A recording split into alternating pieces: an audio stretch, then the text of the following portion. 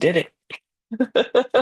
It's always technical glitches. It's a Friday, It is. July 25th. So it's a Friday in the middle of the summer. And so, hello, everybody. We finally got this working. Mary Cheney. I am welcome to this today's Mike Lead Aspire session. For those of you who are out there watching us on YouTube, don't forget to like and subscribe to our channel. Again, been trying to monetize this channel for a minute, but y'all don't watch content. Y'all don't do what y'all supposed to do. Y'all don't help me out. Uh, it's all good. But today we have a special guest with us.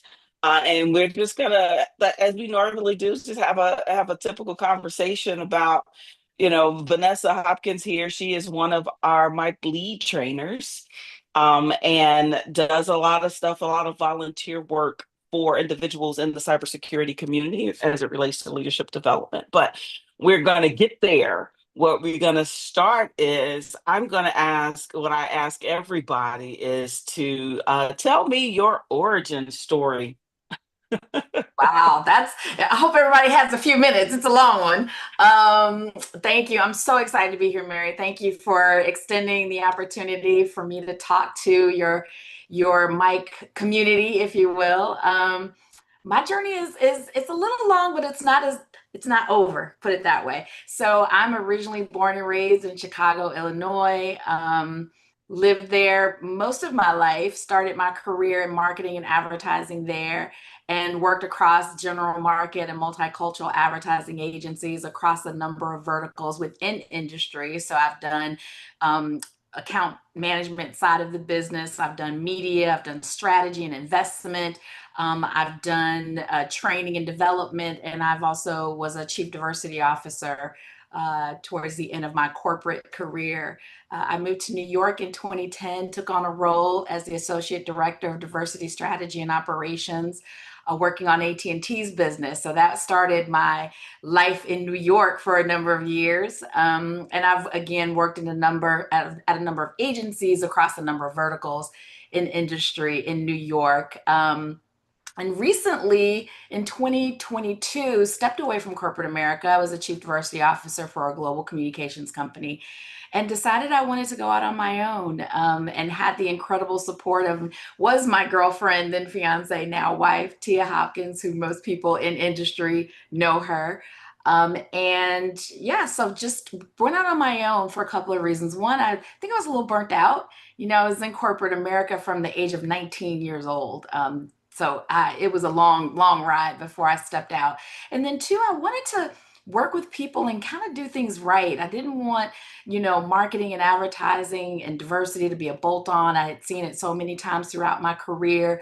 And then also I had this burning passion. I'd always help people, throughout my life is in service. So I always mentored people and coach people, not really realizing it was coaching.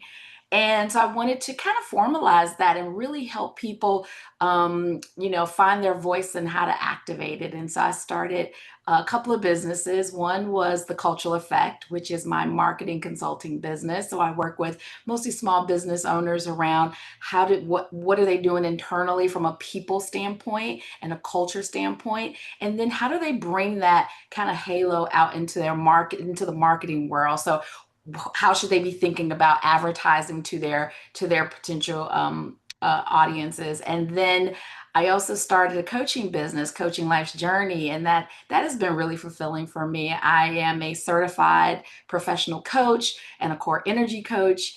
And so I really enjoy working with people around individual coaching as well as group coaching. And also part of that is training and corporate development. And so that was a little bit about my journey.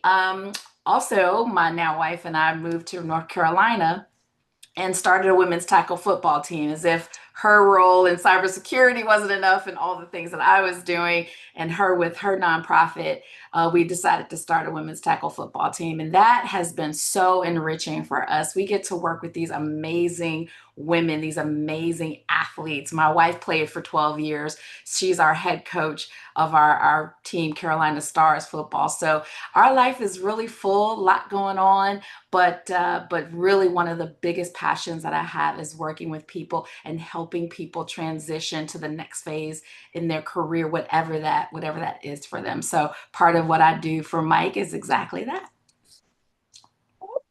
Since you mentioned it, and in regards to what you do for the Mike community and the Mike Lee course, and as well as a workshop, you put on a workshop in the conference that was in March, and we are now planning for 2026 as well. So tell us a little bit about, what your experience has been like with the Mike community and how teaching and as you in the workshop and as well in the Mike Builders course, how that's going for you. Oh, it's been great. I mean, it's been great going to the conference the last couple of years and having the opportunity to engage with these, you know, professionals in cybersecurity. It's just been great. I mean, people are so multifaceted, and cybersecurity is just one aspect of them, right? I love to tap into all the other facets of people and identities of people. And so it's really, really been great the last couple of years that I've spoken there. I think this year I did a presentations training, which was amazing, by the way. I think people came into that training thinking, oh, she's going to teach us how to build slides and how to, present them. It was completely radical for them. And so it was wonderful to be able to show them how their energy impacts how they show up, right? It's not just about the Mhm. words on the slide or the audience, it's how you engage that audience. So it was really wonderful to see them kind of like, wow, this is awesome. I didn't really think that this wasn't what I expected when I came in. And so that was really great. And every time, the past couple of years that I've gone to the conference, it just becomes family. I mean, we literally stay in touch with people that were at the conference. When we travel to their markets, we reach out like, hey, I'm coming to Texas or I'm going to New York or wherever they live. And we try to connect and break bread and spend time together outside of the conference because it's all about relationship building and building community with one another, so that when those moments come, when you have the big moments, you can celebrate with all of us. But then when you have those moments where it's a little bit challenging, you have a network of people you can reach out to and just say, hey, I'm going through this. Can I talk to you? Can I work through this with you? And so it's just become a really, really big family. And I really enjoy it a lot. Well, thank you and welcome, welcome, welcome, welcome. And you're right. I was in Chicago last week and connected with some folks from the Mike community as well. So it is when you travel and go into different markets, being able to just say hi, just you're not there alone, that you know somebody there that you have something in common with. So that's our global community, because we're in 10 countries now. And I'm thinking about going over to New Zealand and the Samoa and some of the other places that we have some of our graduates from. But I want to take you back Oh boy. How to far back you yeah, going, yeah. Mary? No, we going back to the bad word, because I was on a panel in Chicago and they asked me about diversity, and we got to clutch our pearls now. And let's go back and talk about I don't have no pearls on, and I'm not clutching it. And it what I said is on stage, and I'll say it today, is these are first world problems. Only in the United States will we make up problems that don't exist. And that's how I feel about it. And I said it. Yep, I said it, and I'll say it again. They have nothing, we don't have nothing else to do. No, we have plenty to do. We're just distracted with our differences, as opposed to leaning into the foundation of what this country was built on, which is the different people coming together, creating the United States of America. But I'm gonna get off my soapbox for a second, just for a second, and go back and in your work in DEI or in diversity.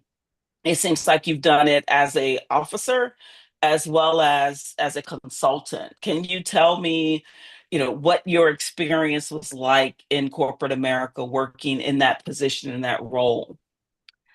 Um, Before I get to that part, I think I need to give a little bit of history about my experience as a woman who checks many boxes, right? I am a Black woman. I am a mother.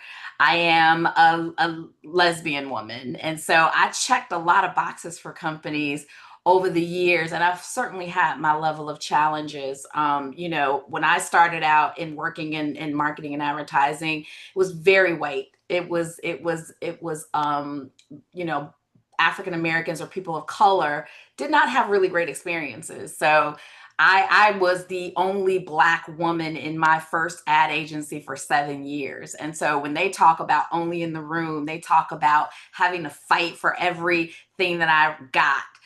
Had to fight to say, Black enterprise reaches African Americans who are financially affluent, and for them to say, well, we're reaching them through Forbes or Fortune, and we don't need to spend any money with the Black enterprise. And so I have been in the rooms, I've lived that experience of being the only, as well as being someone who has been discriminated against throughout my career. And so I think that, along with my upbringing, my mom was a social worker and a counselor, so service was always a big part of my life as a young lady.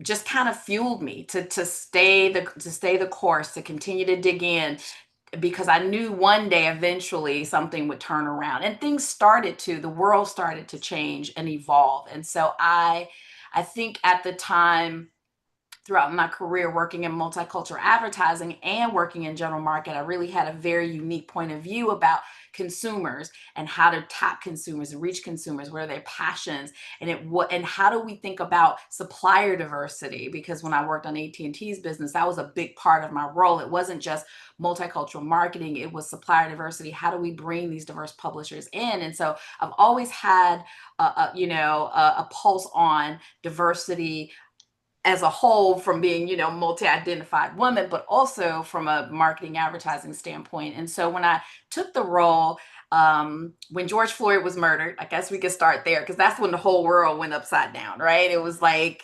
everybody started to turn the mirror and look at what they're doing, what they're not doing. And so it was a big movement. I think at that time I had already identified, I said, people, human nature is, once things die down, people will naturally go back to their corners. And I think people did, but had no idea we were going to be in the space that we're in now as a country. And I agree with, a lot of what you said about, the country and the state that we're in right now. And so working as a chief diversity officer, taking on that role, was really important to me, because I really got to peel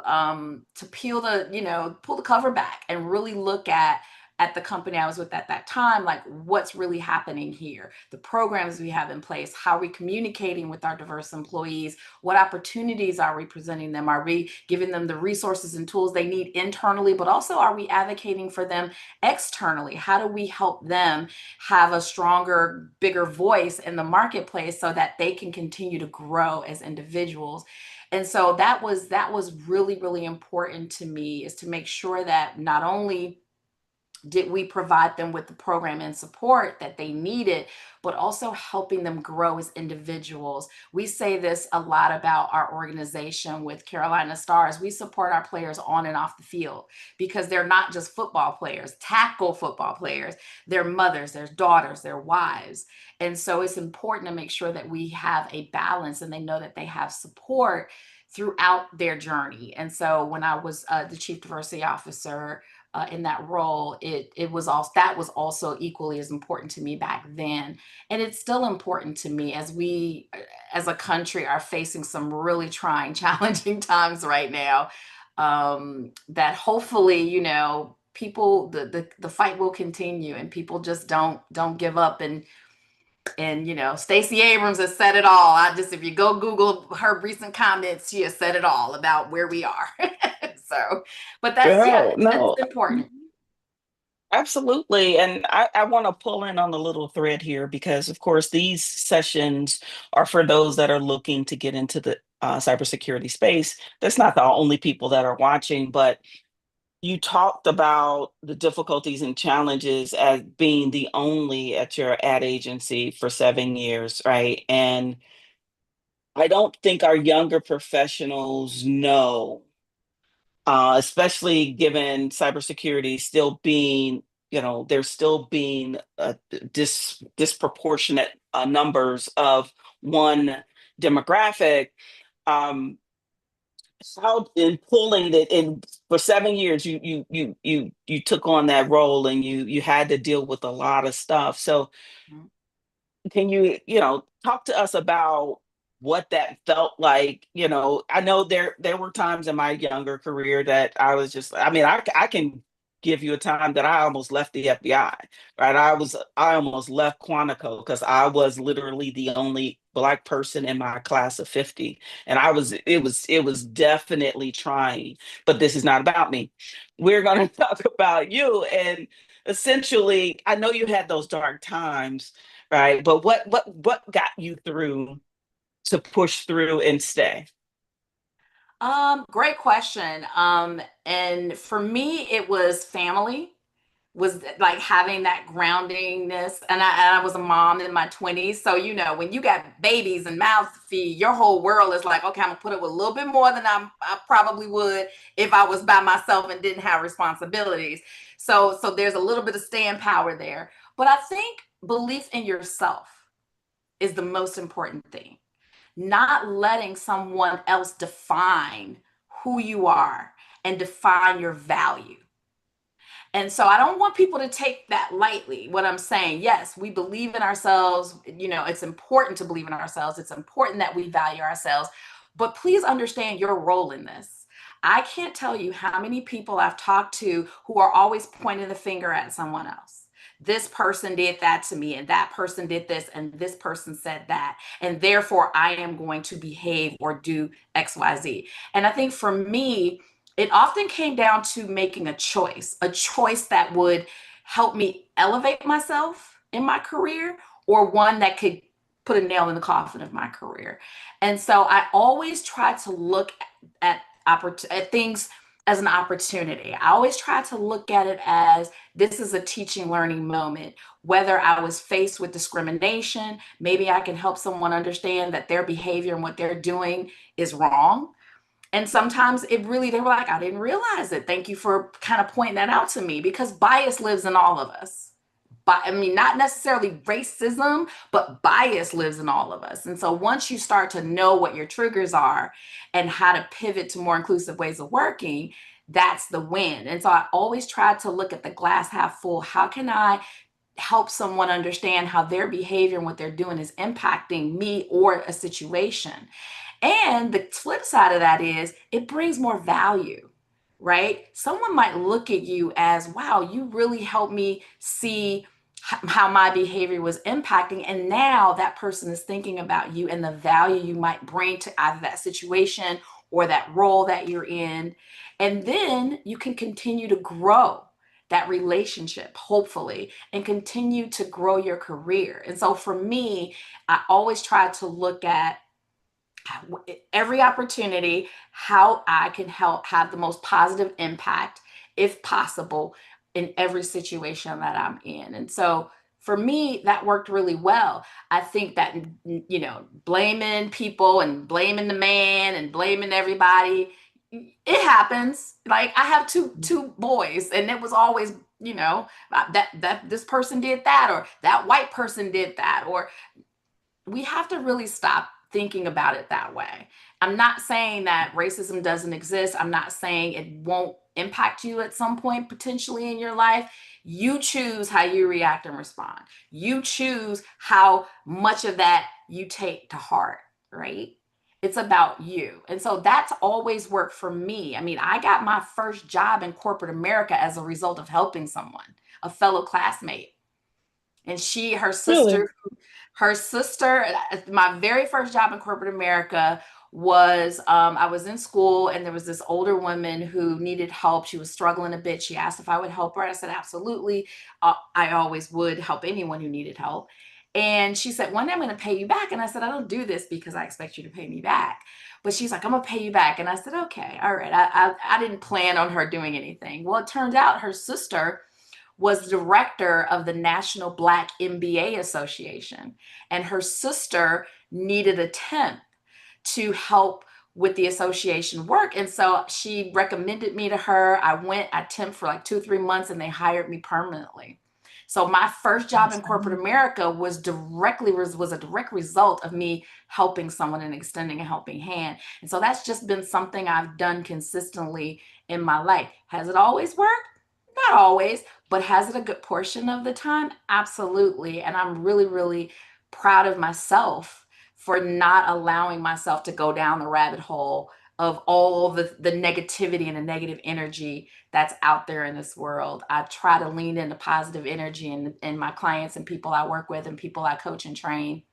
I try to get them to think about how their energy impacts everything that they do. That is a great point, Vanessa, and I need to you guys to listen to and rewind it when it is record and post. Rewind it and listen to it again. You know, if you're pointing a finger at somebody, three fingers are really pointing back at yourself. And what we teach our leaders or from the very beginning is they are in control of their own career just based upon how they respond. I just told my daughter that today. You own your response.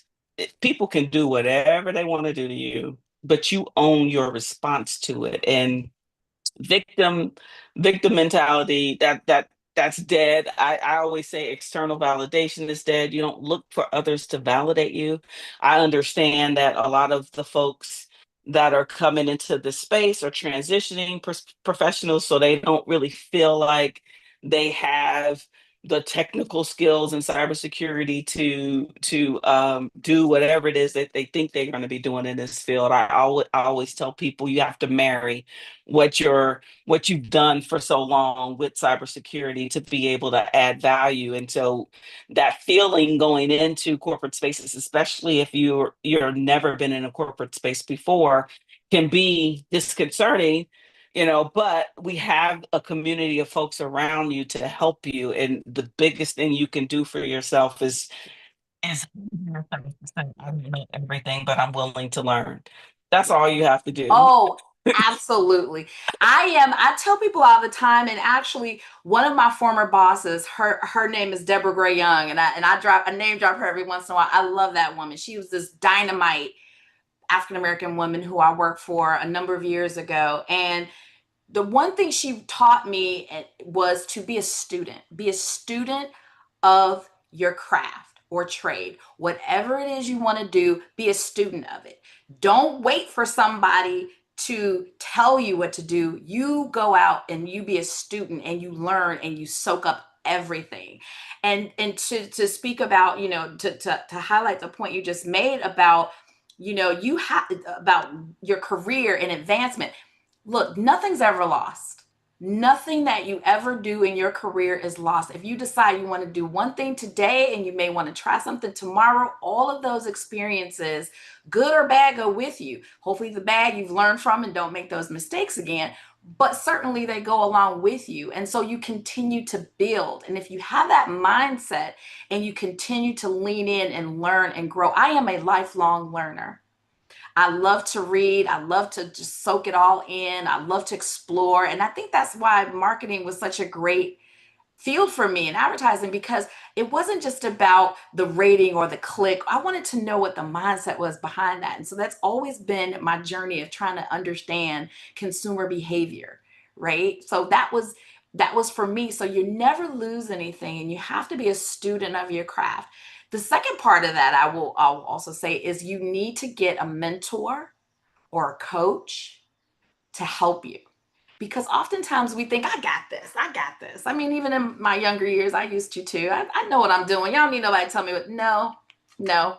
You need someone to help you check the blind spots, right? We all have them, right? Right. So having someone there to help you, that community we talked about earlier, the MiC community or whatever community you're a part of, positive communities, That's what I would always recommend someone to do, is to just be that lifelong learner, build community around you. You know, if all your friends are broke, you need new friends because they're gonna keep you broke too. I don't know how. I mean, I'm just real, True. Mary. You know me. That's I'm true. I'm That's like, true. That's true. That's if true. all your friends are just hanging out If you're the smoking, smartest person in the room, if you're the yeah, smartest person in the room, you need new friends. yes. I want to surround myself with people who push me, who inspire me, who help me be a better person, a better professional. And so I don't want to be around people who all they want to do is nag and complain about everything in the world. We have enough of that going on right now. That's just So, negative energy. mhm. Yeah, you're right, and I mean, we can talk all day. If you guys have questions, please stop us and drop them in the chat or in on in the chat on the YouTube channel. I am looking at it. Yeah, I'm trying to pay attention, but I'm fascinated by our discussion because I think, there are so many different ways that you can tie into what you've done in your career to what younger professionals need to start to do. And I want to pull on the thread about marketing, branding, and advertising as it relates to a personal career, and what's needed and what that looks like and what how building that is important. Great question. A lot of these young adults today are like AI savvy. They are social savvy. I mean, they can build websites and do all kinds of stuff, ETA 5 minutes. But I think something that has kind of been lost a little bit is that human connection that we often have had in the past. People get locked behind their screens. And I'm not saying that's a bad thing, but there's a time and place for it. I think we need to be more connected as human beings. And so to do that, I think people need to sometimes put their phone down and just be in the moment, right? Be in the moment. If you're attending an event, for example, and you're networking, and the whole time you're sitting at a table and you're on your phone and everyone else is around you, you've missed the moment. You've missed an opportunity to connect with people. You might have missed an opportunity to get a mentor or a new job opportunity or a board service opportunity. Multitudes of opportunities can be missed if you're in that room and you're sitting on your cell phone. I can't tell you how many times I've been places and that's what's happening. Like, put the phone down, listen, network, engage. And some people are introverted, some people are extroverted. I'm more extroverted. I can go in a room and not know a single soul and it'd be fine with me, but that's not everyone, but that's me. I think it takes time. You have to work on that. What's your comfort zone?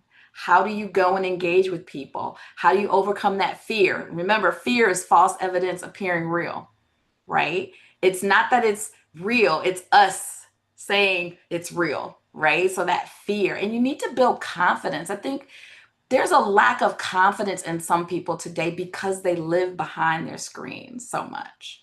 Um, and so getting out and being yourself and building your self-esteem and being in community and engaging with people is, I think, really, really important to kind of breaking in for a young adult into industry, because although this is a cybersecurity community, we're still humans at the end of the day. And people want to know that they can connect with you. Another big thing is they want to know they can rely on you, right? Some of the excuses I hear from some young professionals today, and I'm like, okay, all right. Is it believable? Not 100% sure. I want to believe. I am an eternal optimistic person. My wife will tell you, like, Vanessa is just all rainbows and sunshine. but there are parts of me and I'm like, okay, that was a stretch, and because I'm human, right? But I think people just young professionals today need to put their phones down and really engage a little bit more, right? Be a student, of whatever you want to do. Read a book, go through to a training, whatever that is for you that works for you. Get over the fear of, is this going to work? One of the things that I do in my coaching is talk about, what we call gales, right? Gales are gremlins, assumptions, interpretations, and limited beliefs. And a lot of people live with those, including myself on occasion. I'm not perfect, but I think we need to start to wrestle with our own personal stuff and how we are holding ourselves back from growing in whatever career we prefer. And this is the cybersecurity. We are our own worst Yeah. enemy sometimes. Yeah, I was literally talking to my daughter. I said, when you read a text message, you're really talking to yourself. Those are just words on the screen. Whatever you're hearing or the context or the tone, you're adding all of that to you to whatever this message is. I said, unless you know somebody and you get to know somebody live and in color, 3D, you all you're doing is reading. And that's the advent of social media and everything like that. And but when I tell younger professionals the best when they're building their brand, right? How to brand themselves as professionals, they have to have value in that brand, meaning part of being a student is a part of that. You want to be the kind of person that says, no, I may not know this, but guess what? I can go dig in and give me 24 hours, I can find out. Right. Mm-hmm. I think you mentioned AI, but one of the things that I hear from hiring managers, right, is they can ask a question in an interview and it's obvious that the person is reading whatever AI told them to say was the answer to this Mm. question. Right. That part right there, and that's coming from people that are doing the hiring. And they're like nobody, if I start with my head down, start typing, you can see me. Yes. And so when I talk to younger professionals about you don't have to know everything, but you don't have to make it up. You could actually, if you can read and write, you could actually go figure out the answer. And I think on top of everybody on their screens, losing the ability to critically think, to do research and to obtain knowledge. And that's where your brand is. My brand is built upon my ability to deliver. And Right. if I choose not to, that may be something different. I said, but one of the things that I don't care, good boss, bad boss, I still delivered. Right. That's Right. such a great point. That's such a great point. I brought up AI because, to your point, I think a lot of people have started to get lazy because AI exists. And I think it's a great tool. Don't get me wrong, but I think the catch here is that people aren't using it to help them refine their voice, right? That's how I use it. That's how I use ChatGPT. This is what I'm trying to solve. How can you help me? It gives me the framework, but I don't take that at face value. I take that as a guide to bring my voice to life, to bring my ideas to life. And some people just let AI, tell them this is what you need to do. And so they just go and do it, right or wrong, good or bad. And so I think there, to your point, there's something lost in that translation. And definitely when you're interviewing nowadays, they want to know that you understand AI, but they also want to know, to your point, do you have critical thinking abilities? And that you cannot fake. That you cannot fake. If they ask you Not a with question AI. off the AI riff is gonna give you the about robot. something, right? They ask you a question that anyone who says they have acute knowledge of something, and they ask you a question and you fumbling the answer, not so good. They're going to know that you rehearsed for this interview and not been a student of your craft, of what you want to do. And so that's why I always say it's great, but it doesn't replace your own personal critical thinking about something. And so building your brand, that's you can either build it in a positive way where someone is out there advocating for you when you're not in the room, and they say, oh my God, I love the way that such and such thinks about this or that. Or they can say they faking it till they make it, and they just keep faking it till they make, and so how you show up and your understanding is also part of your brand. It Mhm. is. That's 100%, especially as a younger professional. That's all you have because you Absolutely. don't know anything. Absolutely. and I told the apprentices, I had a conversation with one, and they were, giving me their opinion, and I said, how old are you? And the person said 30.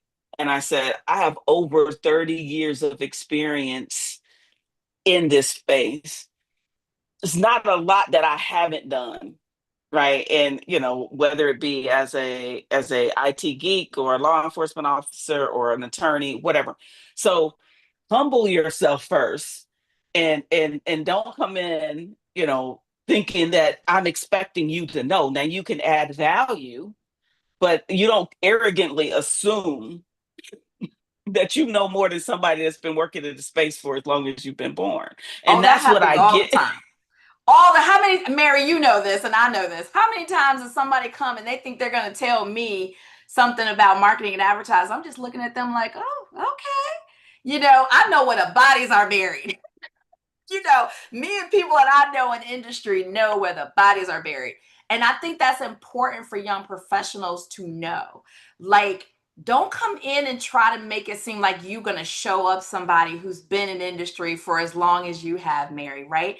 Come in with the mindset of, I'm young and I want to learn and I'm hungry and I want to learn from you. And that is a much better way of approaching a relationship with someone who is an industry leader than it is to come in and think you're going to tell them something. I'll give you a great example. My wife, who married Tia Hopkins, someone did that to her recently. This woman has 4 degrees. She's an author. My wife is like a dynamo in industry. Somebody literally sat there and was telling her all these things about cybersecurity, and she has all the certifications. And I sat there and I'm just looking at her. I didn't say anything. And she gave them grace. But then she had to let them know, like, what you're even saying isn't 100% right. Like, and she knows this stuff. And I'm just sitting here thinking, lost opportunity to get, if you get a FaceTime and an opportunity to talk with someone like my wife or anyone else at your level, Mary, who's like seriously has industry experience, and you want to screw it up by trying to show them up like you know so much and you really don't know squat. You've missed an opportunity to engage with someone who actually can help you along your career journey, who could take you under their wing as a mentor, or you have something you're going through, a challenge, you could just shoot them a quick note. You have lost the moment. So I think people need to think about, young professionals particularly, is be humble and make sure that you know the audience who you're talking to. Like, this person thought they knew my wife, didn't really know her. People talk to you, Mary, think they know you, really don't know you. People talk to me, really don't know me. And then they realize, oh, Grant, I screwed that opportunity. I try to give a little grace, maybe a little more than sometimes my wife might give, but that is what I try to coach people and train people around. So, great example with the pitching yourself that I just did recently for MiC, right? We talked about that. We talked about how you show up. We talk about catabolic energy and anabolic energy, the good and the bad energy, how you are responsible for how you show up, how you're responsible for how you're articulating things, how you're speaking to someone, right? Your elevator pitch. Think about the greats, the Oprah Winfrey's, the Barack Obamas, like the Steve Jobs. You think about MLK. These are people who are dominant pitchers, right? You figure, can I ever be on that level? You have to make sure that you're prepared to meet the opportunity when it presents itself. And doing that when you really don't know what you're talking about, or really haven't done the research or really done the work, you've missed the opportunity. So I just implore young professionals nowadays to, like, put the phone down, or you can hold the phone if you're reading something that's going to help educate you, right? But put the phone down and engage in the moment and make sure that you don't miss opportunities that could potentially advance your career beyond your wildest dreams. Just Yeah, my and thoughts. it's so interesting because we right now we're in the interview process of our for our fifth and sixth apprentice cohorts, and I don't do any of the interviews. I have the many of the people that perform the interviews are lead graduates or been in the apprenticeship program, And if you go into that interview and you don't know anything about minorities in cybersecurity or Mike Talent Solutions, when all the information, when we got two full whole websites and a YouTube channel, that's gonna be a problem. And I had an individual reach out to me on LinkedIn. Here's another thing you never do to anybody. I don't know what you can do for me. Don't you ever cold reach out to anybody on LinkedIn or any place or organization, any place. I don't know what you can do for me, or what can you do for me? And you just sit back there. That is just, sir, ma'am, that is one surefire way for Miss Mary not to get involved. Because it's like you have to know. You go into it. You're younger professionals. What do I want to say? You guys are so, and I it's the participation trophy, right? You feel like you something is owed to you just for showing up, and that's just not how corporate works. That's not how these jobs work, and that's not how our career works. Cybersecurity is a profession. It's not a job, right? It is not retail.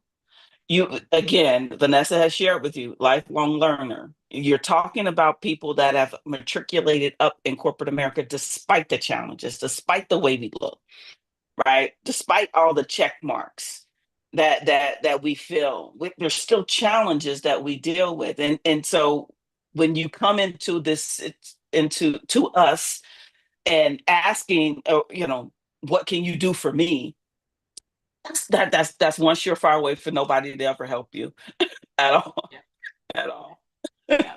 And to add to that, I think it's important, like I said, that to be a student, if you're going on an interview for a job, you need to your point, you need to go and research that company, what their current what their billings are, how many employees they have, what's the culture of the company, who are their clients, what type of products or services do they provide, right?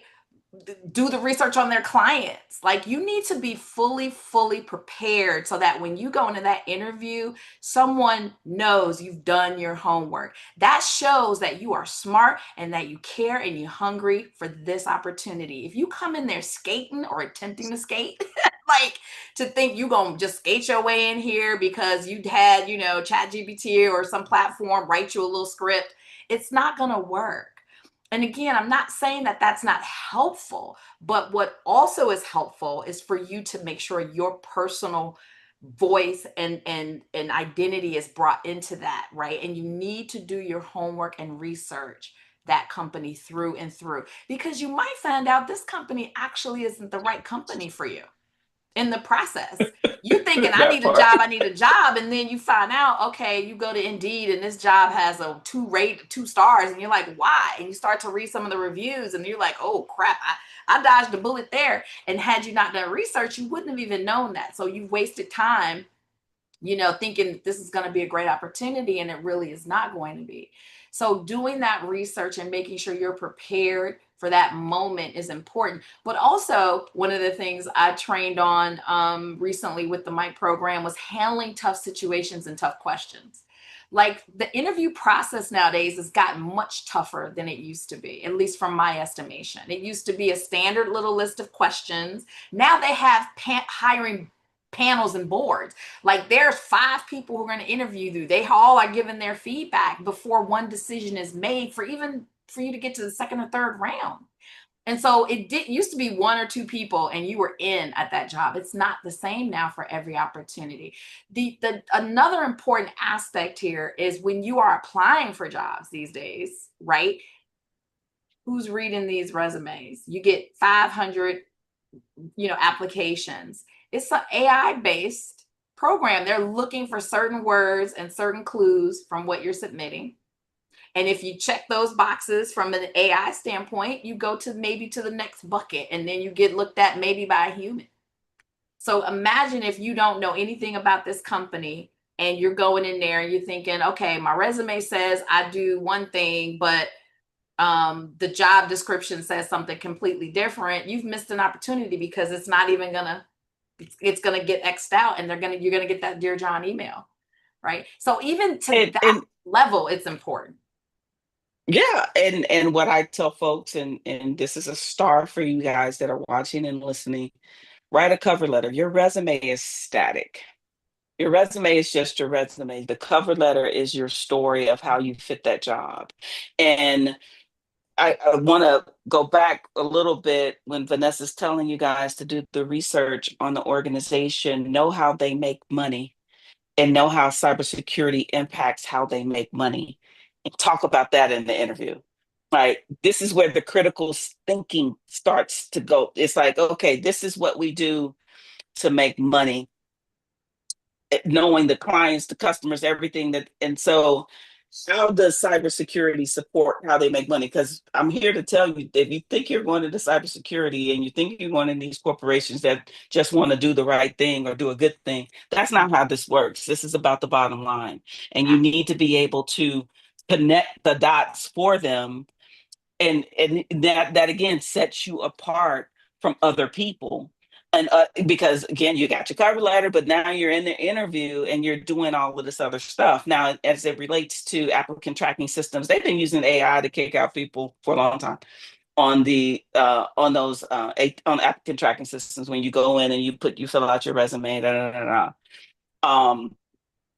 And now what's happening, talent is using the same AI to say, write me a resume that will fit this job description. And then that's what's happening right now. So what's happening right now is that the talent is using AI to write the resumes, and then they get into the interview and they don't know anything, right? And I hear that from hiring managers all the time. It's just like now we're in this situation, which is why my talent exists. Essentially, is to no, we know all of our talent. We know everybody that we're vouching for. But all that to be said, these are tools, right? But don't let it get you into a slippery slope ethically, Mhm. right? It is unethical for you to use AI to write your resume, to fill a job description just because you want the interview when you already know you don't have those skill sets. And Absolutely.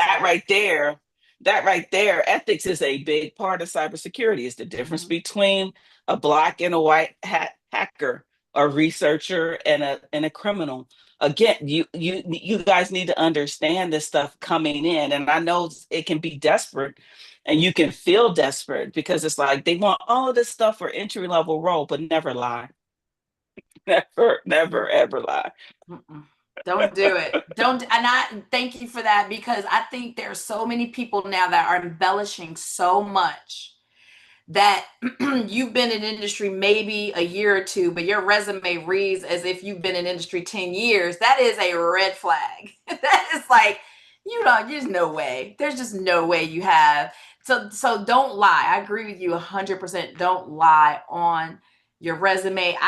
My advice would be have multiple versions of a cover letter. I have cover letters that are Absolutely. specific for 2 or 3 different roles that I've considered in industry. And I have 2 different resumes. I have one that's more like a high level C suite resume, but then I have one that is more like all of the things that I've done, working at ad agencies over the course of my career, that's a little bit more in depth. My other one is executive, is high level. I have like headers and buckets of what I've done. And that serves because, people at a certain level, they're not going to read all the little things. They want a high level view of what you've done. And so you have to create an arsenal, if you will, of cover letters that fit the role and your experience set, but also maybe have 2 different resumes that align with your experience set. And depending on the role that you're applying for, use that. But make sure at the end of the day, to your point, Mary, they all are aligned. Don't come disjointed, because that's the first red flag for hiring managers today. But then the one additional point to that is, like we talked about earlier, being prepared for that interview. You need to make sure that you are prepared to speak in that interview. I'm gonna say it, some of our people struggle with that. And Mhm. it's not a bad thing. It's not that you shouldn't be your authentic self, but think about the corporations that you're going to interview for, right? Think about the audience, right? And make sure that you're prepared to talk to that audience in a way that's professional. We are not talking to our friends on Instagram or Facebook. We're not at the family barbecue. And those are wonderful things. I do them too. But when I am going to speak in a professional setting, I make sure that I am thinking about who's showing up and how I'm speaking and how I'm articulating myself. And then the knowledge base that comes with that. So do the homework, right? If it's Mhm. a And this, conference, and again, yeah, whatever it it goes is, towards brand. It goes towards branding, right? absolutely. You have different versions of your resume. You have different versions of where you show up. It just is what it is, right? It's the who you guys see and marry, on these videos. I do a pretty good job at merging, and flowing in and out. But there's when my hair is down, my hair is down. And if we're out at the conference, we're playing golf or we're doing the Mike Talent show, you get to see a little different side of Mary, I love the Mike right? Talent Show. Oh, let's talk. Oh, the talent show and karaoke. If you all have not been to the Mike conference, let me tell you, you definitely don't want to leave before you get to do karaoke. I'm telling you, it's so much fun. It's so much fun. But yeah, and so it's like we have these different aspects of ourselves, and it's what you do to go showing up. But I think, as you pointed out earlier, the fact that we're so comfortable behind our screens, we are not communicating. I think I read an article or I saw a headline. I didn't read the whole article that basically said I think it's between 2004 and 2024, house parties, and people getting together has gone down 50%. So what happens when you're in these social spaces is you actually learn how to communicate. And what's happening now is because I'm not going to say that because this is recorded and I don't want nobody to say nothing about me, but we're all behind these screens and we're talking to ourselves as we're reading all of these things, and we don't know how to communicate with each other anymore. And that's that lack of community, that lack of actually talking to people. That's practice. The house parties was practice. I remember when my grandma, yeah, and I, used to throw the card parties, and you listen in or whatever. And my mom threw her parties. I still throw parties, right? Just to get people. The Mike conference is a big old party, right? That we get together and we learn to communicate, because those are the types of things that the younger professionals are lacking. They're just Absolutely. lacking the ability to really socialize in the way, to communicate in the way. And to your point, Vanessa, asking questions in interviews is the only way you're going to find out if this is the right job for you. The interview itself is for you to interview them too. Great point. Never go in without having at least 3 to 5 questions that you're going to ask the person interviewing you. Never go in cold. When they say, do you have any questions? You better have at least 3 to 5 questions. And if you have time, you might run out of time. So order them in the order of priority, but absolutely, because it shows them that you're interested. And I agree with you, Mary. Over the last 5 years since COVID, interacting face to face or engaging with people in groups has gone down significantly. And I feel really bad for some young professionals today, because it's not that I don't think that they want to. I just think they've just become accustomed to like being behind their screens and not communicating with people face to face. And it's hurt some of them. And so I look forward to the day where people are starting to get back out and engage with people face to face. But also, I think part of what's happening too is that a lot of companies are starting to say they want people to come back into the office. That working from home, I think, impacted that significantly. And there's some people like, I ain't never going back in an office. But I think corporate America is starting to find their way back to some balance. Some companies are saying 4 days a week you're in the office, maybe 3 days a week in the office, and the rest you can work from home. So I think part of that, when you're going to interview for these roles, I think hiring managers need to see that you have the capability to work from home on your own without being supervised. You're 25 years old, you're going for this job interview, you're not prepared. You don't come in with questions, your resume and the way that you're, answering the questions, they just don't match. They're looking at all of that. Can I really rely on this person to get this job done without being supervised within an office environment every day? And so you have to be prepared for that too. That's all part of the whole big ecosystem of looking for a job, securing a job, and keeping a job. You need to make sure your value in that company is great. Like you need to be a learner. You need to take on new projects, stretch projects. If there's one aspect of something that you've mastered, go and ask, say, I've mastered this. Is there anything else I can do? And managers love that. They want to see you being hungry and asking for new assignments and stretching your knowledge because nothing is ever lost. All of that is going to carry you through your career. And so for someone like me, when people talk about, certain things that I've done years and years ago in my career, it's like second nature to talk about it. It's not a challenge or difficult to talk about it because I've been that lifelong learner. Absolutely. And it's going to be great. We're going to end it there. We're going to drop the mic there. Drop the And mic. Oh, thank you so much, Vanessa. We didn't have any questions either on either platform, but thank you so much for adding You're value welcome. And I'm and always coming here. and sharing your thought. If anybody in the community ever wants to reach out, don't send me a note like Mary said on LinkedIn because I probably would ignore you. But if you say, I saw It's you, you were on the mic, panel aspires, I'm sure that I would reach back out. But don't say what you're gonna do for me because that would be nothing. Would be a zero. Oh, the things in my email inbox.